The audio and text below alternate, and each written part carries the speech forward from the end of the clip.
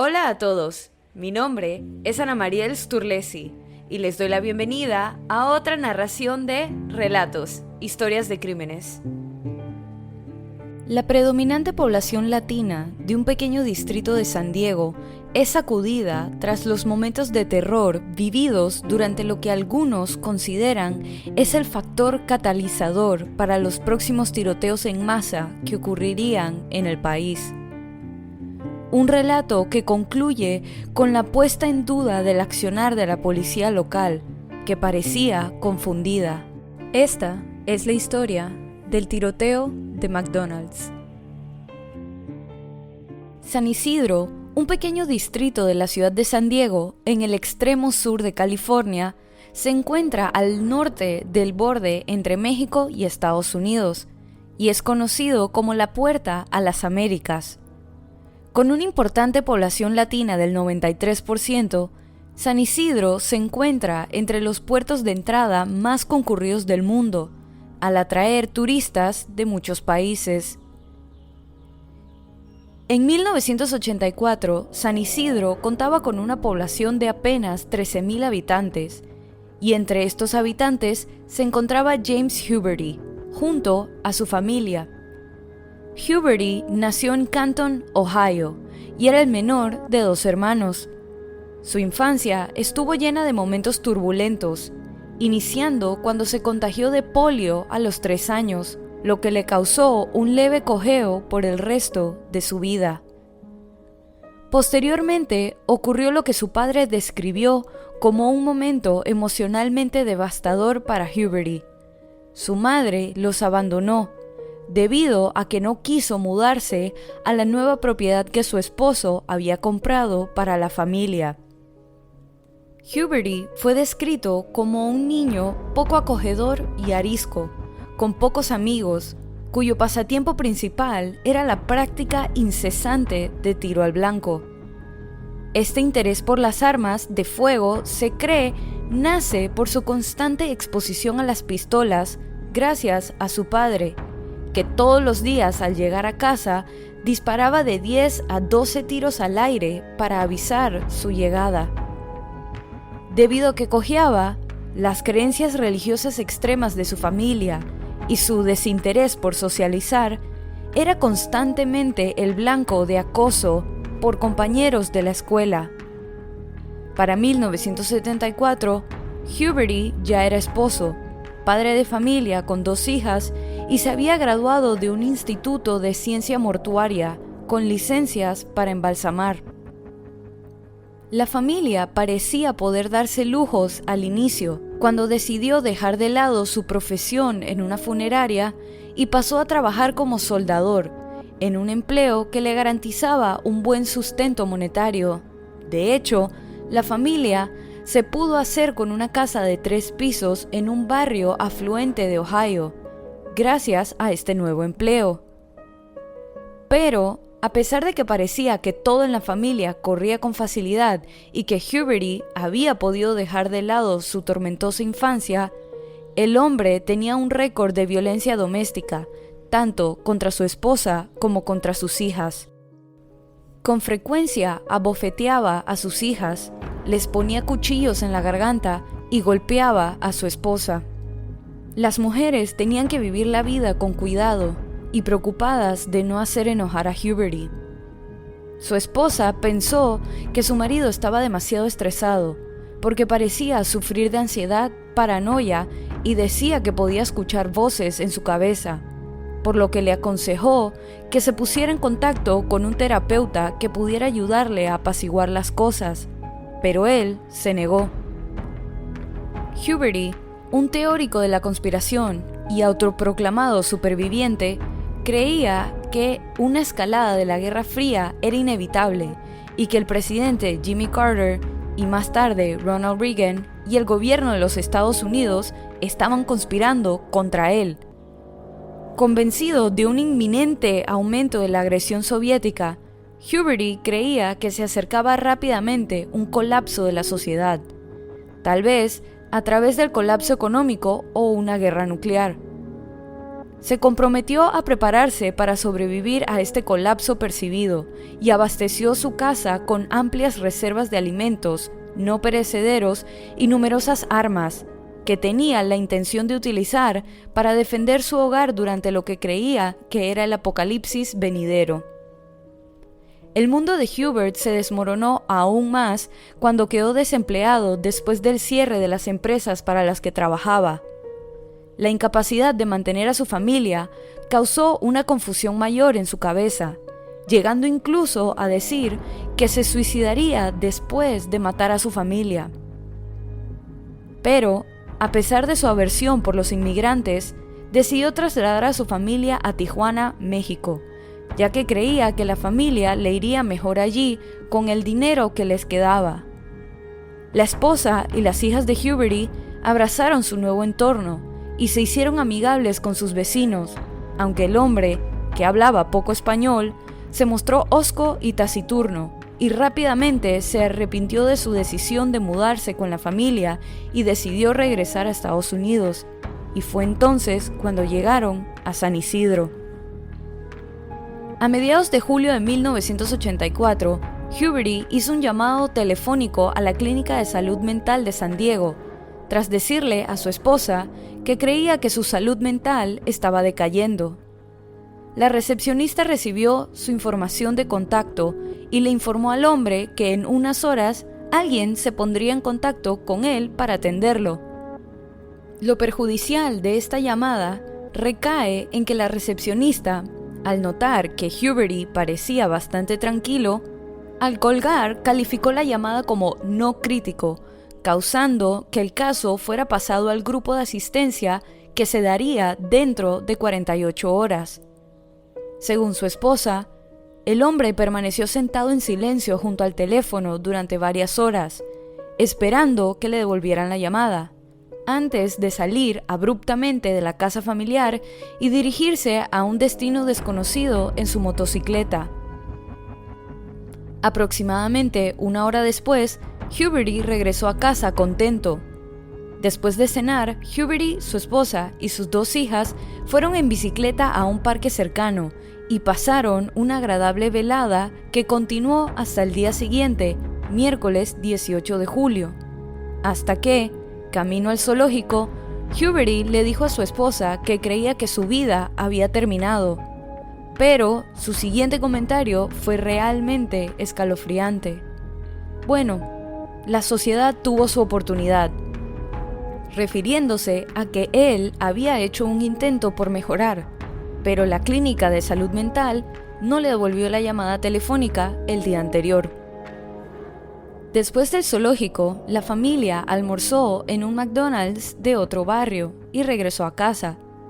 Su esposa estaba descansando en su habitación cuando Huberty llegó e hizo algo fuera de lo común. La despidió de un beso y le dijo que iba a ir a cazar humanos. Antes de salir del hogar, miró a una de sus hijas y le avisó que no regresaría. Aproximadamente a las 13:56 de la tarde, ingresó en su automóvil al estacionamiento de un McDonald's ubicado en el Boulevard San Isidro, portando una pistola automática calibre 9 milímetros, una Uzi calibre 9 milímetros semiautomática, una escopeta de bombeo calibre 12 y una bolsa de tela llena con cientos de cartuchos para cada arma. Minutos después, el hombre entró al establecimiento, en donde habían 45 personas, y apuntó su escopeta a un empleado de 16 años llamado John Arnold. Pero, al alar el gatillo, el arma falló y no salió la munición. Debido a que los tiroteos no eran algo común en esta época, la encargada del local, Neva Kane, que recién regresaba de su luna de miel, pensó que se trataba de un chiste de mal gusto y se acercó a John Arnold mientras Huberty arreglaba su arma.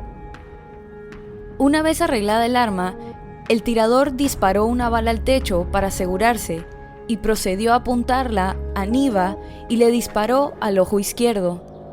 La mujer de 22 años cayó inerte al suelo y murió a los pocos minutos.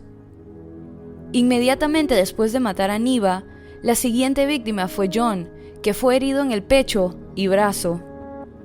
Los empleados y clientes alrededor continuaban en un estado de incredulidad y solo reaccionaron cuando el ahora asesino les gritó que se tiraran todos al suelo y procedió a insultarlos, llamándolos vietnamitas asquerosos, a pesar de tratarse de una población predominantemente latina, y continuó diciendo que había matado a miles de vietnamitas antes y que lo haría nuevamente, a pesar de nunca haber estado en la milicia como para haber matado vietnamitas, y tampoco había matado a nadie hasta entonces.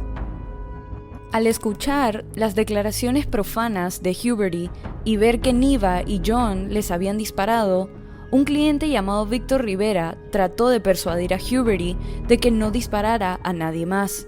En respuesta, Víctor, de 25 años, recibió 14 disparos, mientras el agresor le gritaba repetidamente que se callara, al mismo tiempo que Rivera gritaba de dolor. Mientras el personal y los clientes intentaban esconderse debajo de las mesas y sillones, Huberty dirigió su atención hacia 6 mujeres y niños apiñados. Primero, mató a María Colmenero Silva, de 19 años, de un solo disparo en el pecho. Luego mató a tiros a Claudia Pérez, de 9 años, quien recibió alrededor de 8 disparos con la Uzi.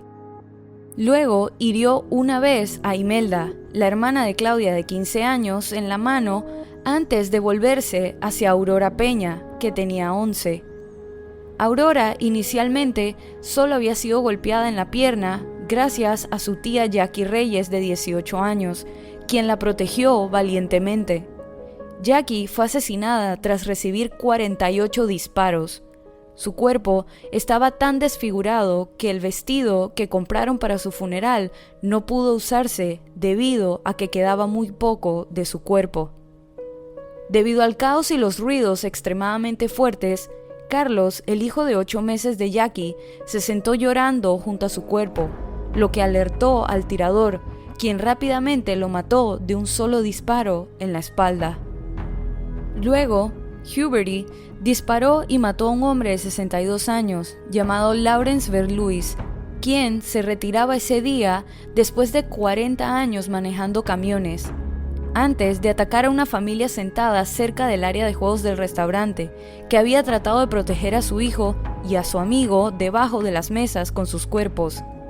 Blythe Herrera, de 31 años, estaba protegiendo a su hijo matado de 11 años debajo de una mesa, mientras su esposo Ronald protegía al amigo de su hijo, Keith Thomas, debajo de otra mesa que estaba directamente frente a ellos.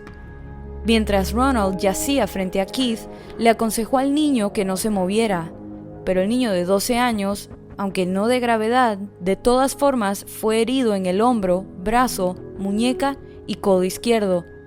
Ronald recibió 6 disparos y milagrosamente también sobrevivió a sus heridas. Su esposa Blythe y su hijo Matao murieron con numerosos disparos en la cabeza. 3 amigas también intentaban esconderse debajo de los sillones. Arisdelcy Vuelvas, de 31 años, y Gloria Ramírez, de 25, se encontraban amontonadas frente a su amiga Guadalupe del Río, de 24 años. A pesar de la posición de Gloria, la mujer no sufrió heridas. Guadalupe recibió impactos de bala, pero ninguno de gravedad, y Arisdelcy recibió un solo impacto de bala en la parte trasera de la cabeza, del cual murió al día siguiente en el hospital. Debajo de otra mesa también murió instantáneamente de un solo disparo al pecho Humberto Velázquez Vázquez. Para cuando la primera llamada de emergencia entró a las 4 p.m., Huberty tenía apenas unos escasos minutos de haber empezado la masacre, por lo que se podrían haber salvado más vidas.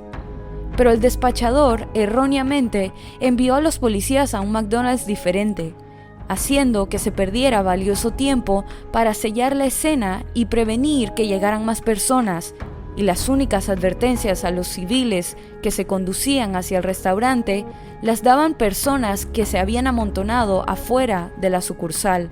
Unos minutos después de que comenzó el tiroteo, una madre llamada Lidia Flores se acercó al restaurante en su auto. pero una vez que notó las ventanas rotas y el sonido de los disparos, chocó con su auto en reversa por accidente y se escondió entre los arbustos con su hija de 2 años hasta que se acabó la terrible experiencia. Huberty no parecía tener suficiente con aterrorizar a los que estaban dentro del establecimiento. Decidió salir y disparar a los que estaban afuera y que pudieron entrar al estacionamiento debido a la falta de cierre por parte de la policía. Este fue el caso de Astolfo y Marisela Félix, quienes supusieron que los vidrios rotos del restaurante se debían a remodelaciones y que Huberty, que caminaba hacia ellos, era un obrero de la construcción. Huberty disparó su escopeta y su Uzi contra la pareja y su hija de 4 meses, Carlita, hiriendo a Marisela en la cara, los brazos y el pecho, cegándola de un ojo y dejando inutilizable permanentemente una de sus manos. Su hija resultó gravemente herida en el cuello, el pecho y el abdomen. Astolfo resultó herido en el pecho y la cabeza. Mientras la pareja se alejaba tambaleándose de la línea de fuego de Huberty, la esposa le entregó la bebé a su marido, quien le entregó la niña que gritaba a una joven mientras su esposa se desplomaba contra un automóvil. Esta mujer llevó a la niña a un hospital cercano, junto con un oficial de policía en su patrulla, mientras su esposo atendía las heridas de la pareja. En el camino al hospital, la joven presionaba una de las heridas de Carlita, mientras el policía que conducía presionaba otra herida con su mano libre, ambos haciendo la presión suficiente para que la bebé no se desangrara.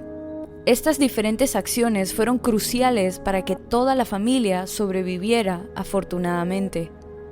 Entre los que se acercaron al restaurante sin saber lo que estaba pasando, se encontraban 3 niños de 11 años en bicicleta, que se habían acercado después de comprar donas en una tienda cercana, y uno de los niños también quería un batido. Cuando estuvieron cerca, los testigos les gritaron que no se acercaran más, pero los chicos no entendieron y continuaron su camino. El tirador disparó a los 3 niños con su escopeta y su Uzi. Joshua Coleman cayó al suelo gravemente herido en la espalda, el brazo y la pierna. Los otros 2 niños, Omar Alonso Hernández y David Flores Delgado, estaban en el suelo con múltiples heridas de bala. Hernández tenía heridas de arma de fuego en la espalda y había comenzado a vomitar. Delgado había recibido varios disparos en la cabeza. De los 3 niños, el único que sobrevivió fue Joshua Coleman. David y Omar murieron en el lugar. Otra pareja que no se dio cuenta del tiroteo fue una pareja mayor, Miguel Victoria y Aida Velázquez Victoria, pero Huberty sí los notó caminando hacia la entrada, y en cuanto a Miguel abrió la puerta para dejar entrar primero a su esposa, les disparó, golpeando a Aida en el rostro, causándole la muerte instantánea y cayendo en los brazos de su marido, quien la acunaba mientras le quitaba la sangre del rostro y le gritaba blasfemias al tirador. El asesino se acercó a Miguel y lo mató de un tiro en la cabeza. Después de 10 minutos de que se realizó la primera llamada de emergencia, el primer policía pudo llegar al McDonald's correcto y recibió disparos de Huberty, quien lo vio desde la distancia. Este oficial de policía, Miguel Rosario, pudo transmitir la información al Departamento de Policía de San Diego y se cerró a lo largo de 6 cuadras y se desplegaron y posicionaron 175 oficiales en lugares estratégicos. Además, los miembros SWAT se unieron un tiempo después y se ubicaron en lugares estratégicos alrededor del restaurante también, pero, aún así, no estaban seguros de cómo abordar la situación. A pesar de la presencia policial, Huberty continuó con su ola de asesinatos. Regresó al interior del restaurante. En algún lugar del interior encontró una radio. Los que estaban dentro creían que tal vez querría montar una estación de noticias para deleitarse al escuchar la transmisión de sus acciones, pero, en cambio, hizo algo mucho más siniestro. El hombre puso música y empezó a bailar mientras seguía matando personas. Poco después, Huberty registró el área de la cocina y descubrió a 6 empleados y gritó: «¡Oh, hay más! Están tratando de esconderse de mí, bastardos». Una mujer suplicó por su vida en español, sin éxito, cuando el tirador abrió fuego una vez más y mató a Paulina López, de 21 años, a Elsa, de 19 años, e hirió gravemente a Albert Leos, de 17. Antes de comenzar a disparar hacia el grupo, una adolescente de 18 años llamada Margarita Padilla agarró la mano de su amiga Wendy Flanagan y trató de huir, pero recibió un disparo mientras huía y murió. Wendy pudo seguir corriendo y se escondió en un almacén del sótano donde se escondían desde el principio 4 empleados y una clienta con su bebé. Más tarde se les unió Albert, gravemente herido, que se había arrastrado hasta el cuarto de servicio después de recibir 5 disparos, pero pudo escapar cuando Huberty salió a buscar más municiones. La situación en la que se encontraba Albert contrastaba marcadamente con lo que podría haber estado haciendo cuando contempló faltar al trabajo ese día para pasar el rato con amigos, pero decidió al último minuto ir a trabajar.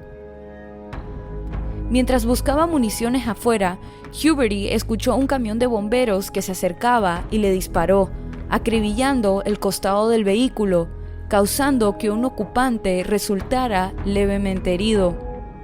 Al regresar al establecimiento, escuchó a José Pérez gemir de dolor desde donde estaba sentado, por lo que se le acercó y le volvió a disparar, esta vez en la cabeza, provocando que el joven cayera muerto. José murió junto a su amiga Gloria González y una mujer llamada Michelle Carncross. Durante todo el tiempo que duró el tiroteo, Huberty continuó regresando donde sus víctimas para volver a dispararles, al igual que con José, o incluso cuando ya estaban muertas. Aurora Peña corrió la misma suerte mientras yacía herida junto a su tía muerta y su primo bebé. La niña notó que hubo un momento de silencio y abrió los ojos, pero lamentablemente lo hizo exactamente en el mismo momento en que el tirador miraba en su dirección. Este soltó una maldición y le arrojó una bolsa de papas fritas a la niña. Luego sacó su escopeta y le disparó en el brazo, el cuello y la mandíbula.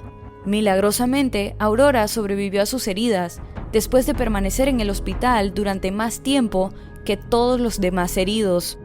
La policía, que permaneció afuera inicialmente, no sabía cuántas personas había dentro del restaurante.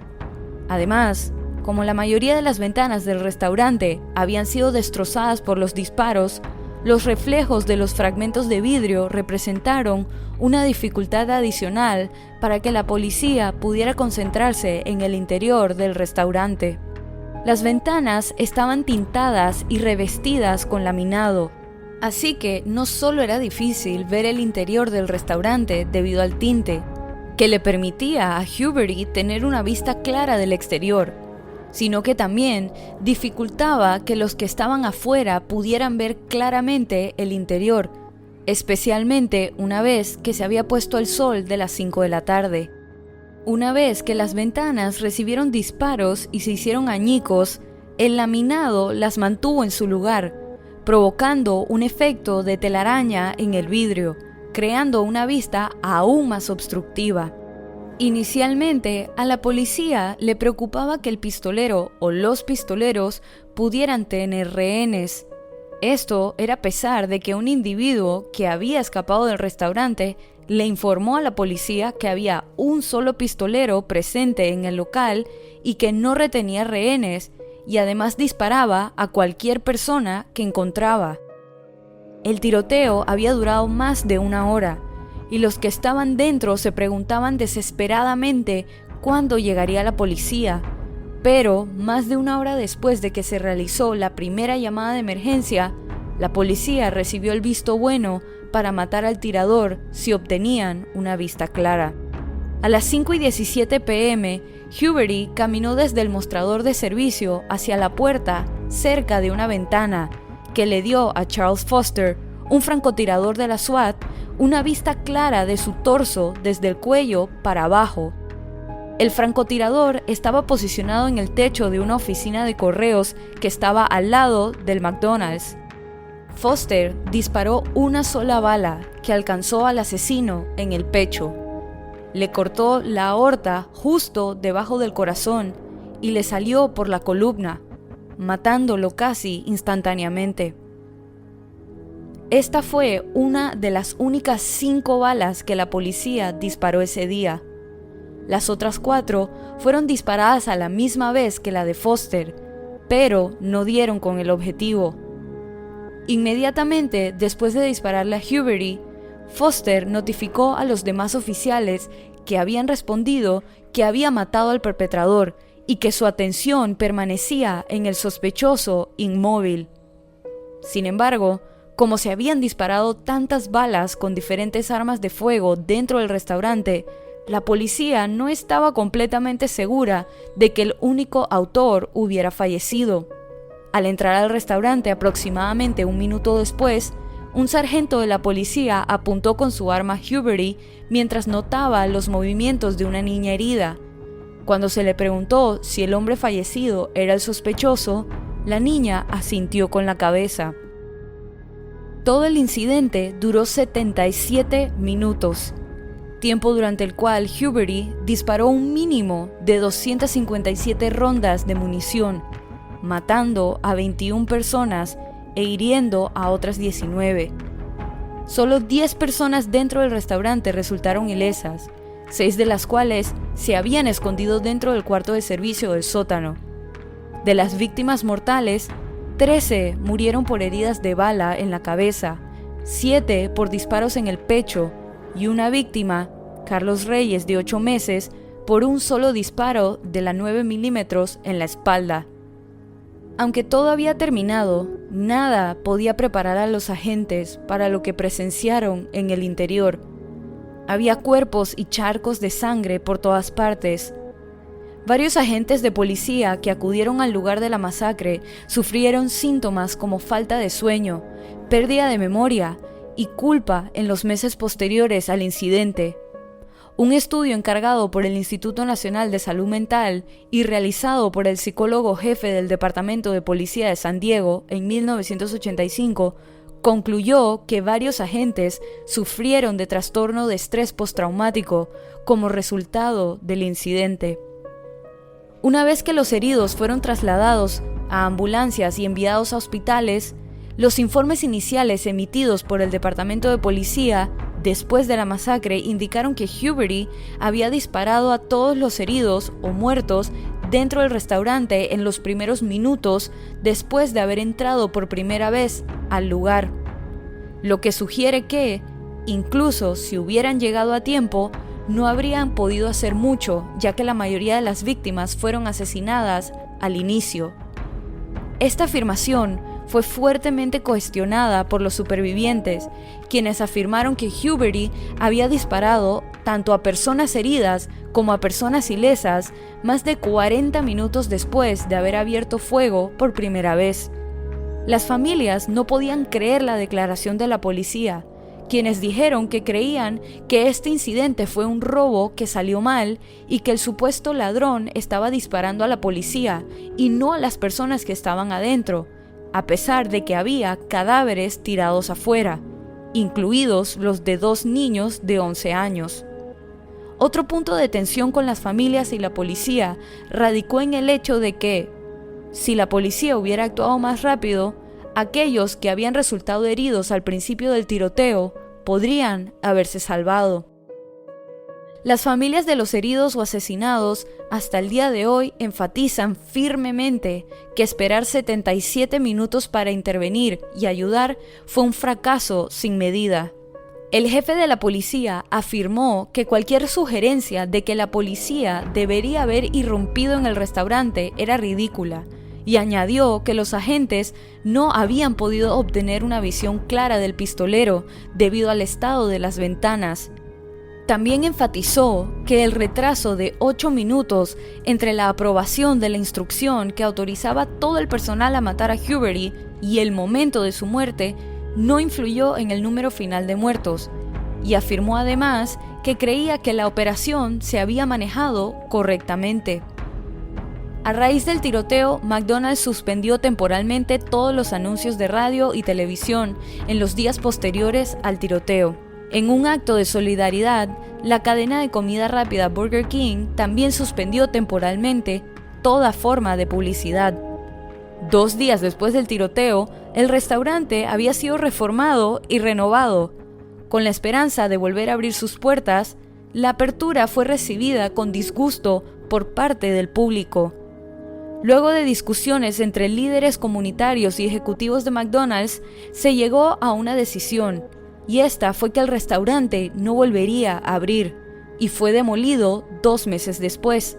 Otra sucursal abrió solamente a unas cuadras de distancia. Tras el cierre y demolición del restaurante, McDonald's donó el terreno a la ciudad, con la estipulación de que no se construyera ningún restaurante en el lugar.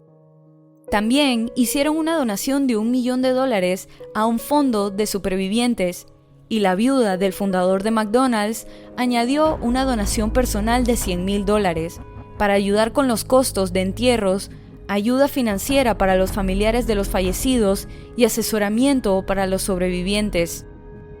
Debido al gran número de víctimas, las funerarias locales tuvieron que utilizar el Centro Cívico de San Isidro para realizar velorios para cada víctima. La parroquia local se vio obligada a celebrar misas fúnebres consecutivas para que cada uno de los fallecidos pudiera ser enterrado en buen tiempo. El incidente llevó a la ciudad de San Diego a evaluar los métodos tácticos mediante los cuales respondieron a incidentes de esta naturaleza y las armas de fuego en posesión de los oficiales que asistieron.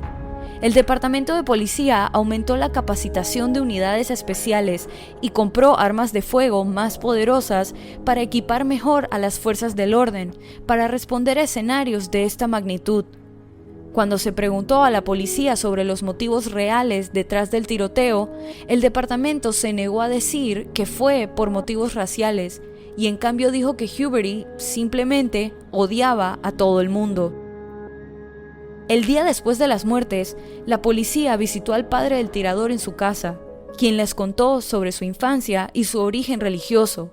El hombre en algún momento lloró y contó a los periodistas que el día anterior había sido el peor de su vida y que se sentía terriblemente triste por las víctimas. Por otro lado, la esposa y las hijas de Huberty recibieron amenazas de muerte en las próximas semanas y tuvieron que acudir a terapia psicológica. Su esposa afirma que no pensó que él hablaba en serio cuando salió de la casa diciendo que iba a ir a cazar humanos.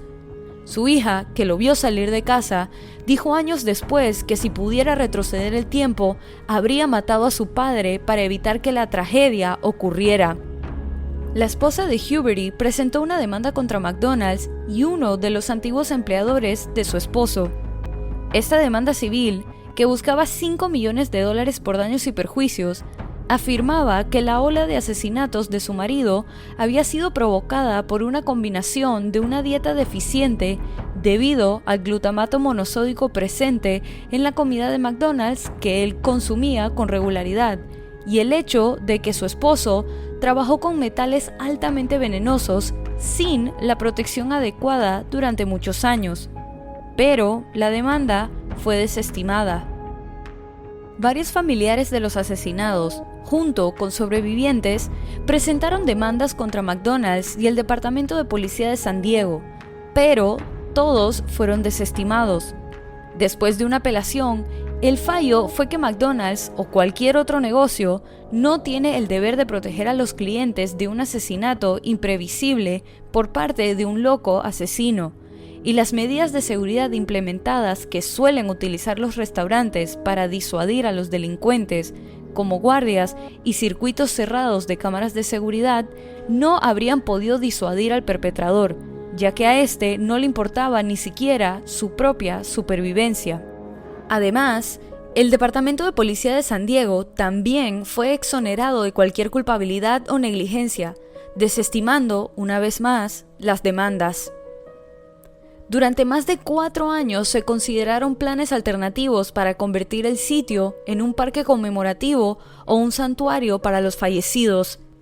Pero finalmente se vendió y se construyó una universidad, con la condición de que se construyera un monumento conmemorativo frente al nuevo edificio. En 1990 se inauguró formalmente un monumento permanente a los fallecidos. Consta de 21 pilares hexagonales de mármol blanco, cada uno de los cuales lleva el nombre de una víctima. Cada aniversario del tiroteo del McDonald's de San Isidro se puede ver este monumento decorado con flores. Lamentablemente, los tiroteos en Estados Unidos no cesaron.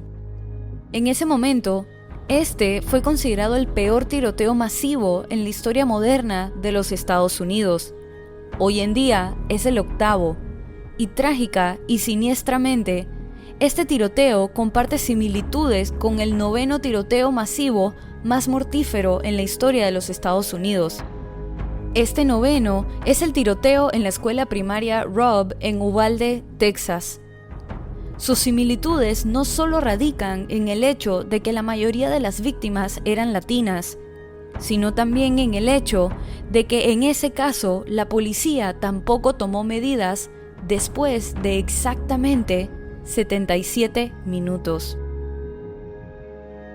Entre las pocas buenas noticias que surgieron del tiroteo estuvo la de que el sobreviviente Albert Leos se convirtió en un oficial de policía y se unió al Departamento de Policía de San Diego años después.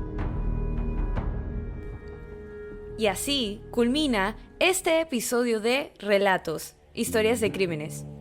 Recuerden pasar por la cuenta de Instagram y dejar su opinión de este caso. La cuenta es Relatos en Podcast y la pueden encontrar en la descripción de este episodio. Si te gustó este relato, suscríbete o síguenos en la plataforma de tu preferencia que utilices para escuchar los episodios. Y no dudes en dejar una calificación y comentarios.